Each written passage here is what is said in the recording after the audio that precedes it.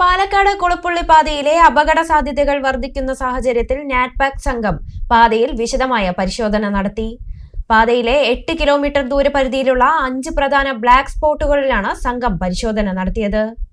Motor വാഹന വകുപ്പും പാലക്കാട് IITയും ചേർന്ന് നടത്തിയ ആദ്യഘട്ട പരിശോധനയ്ക്ക് പിന്നാലെയാണ് ദേശീയ ഗതാഗത ആസൂത്രണ ഗവേഷണ കേന്ദ്രം സംഘം പാതയിലെ സുരക്ഷാ ക്രമീകരണങ്ങൾ വിലയിരുത്താനെത്തിയത്.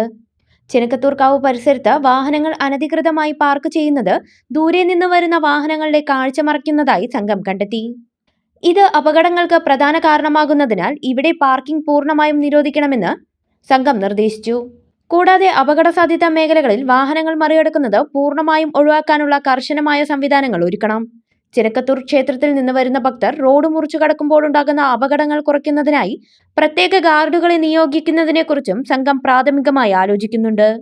പാതയിലെ വളവുകൾ, സ്ട്രീറ്റ് ലൈറ്റുകളുടെ പ്രകാശം, റോഡിന്റെ നിലവാരം, ഉയർച്ച തുടങ്ങിയ കാര്യങ്ങൾ വിശദമായി പരിശോധിച്ച ശേഷം ആവശ്യമായ സുരക്ഷാ സംവിധാനങ്ങൾ ഉൾപ്പെടുത്തിയ റിപ്പോർട്ട് മോട്ടോർ വാഹന വകുപ്പിന് കൈമാറുമെന്ന് നാറ്റ്പാക് മുതിർന്ന ശാസ്ത്രജ്ഞൻ B. അനീഷ് പറഞ്ഞു.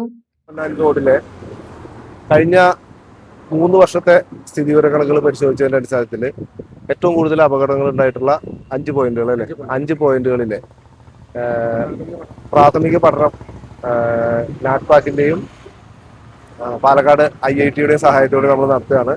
അപ്പോൾ അവിടെ വേണ്ടിയിരുന്ന റെമഡിയൽ മെഷേഴ്സ്, ഏതൊക്കെ തരത്തിൽ ഈ അപകടങ്ങൾ തടയാം, ജീവനഷ്ടം എങ്ങനെ ഒഴിവാക്കാം എന്നുള്ളതിനെ കുറിച്ച് ഒരു സൊല്യൂഷൻ കണ്ടെത്തുന്നതിനായിട്ട് പാലക്കാട് IITയിലെയും നാറ്റ്പാക്കിലെയും 2 എക്സ്പെർട്ടുകളാണ് സഹായമാണ് നമുക്ക് കിട്ടിയിട്ടുള്ളത്.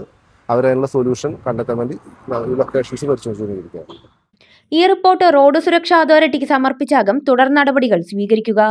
പരിശോധനാ സംഘത്തിൽ Palakkad enforcement RTO KB Raghu, Ottapalam joint RTO GC Thara, ITI associate professor Bhavathradhan, MVIമാരായ PJ Reji, VK Valsan, Rajan, Ajay Thomas, AMVI R Arun, research fellow Sreelakshmi Rajkumar തുടങ്ങിയവർ പങ്കെടുത്തു.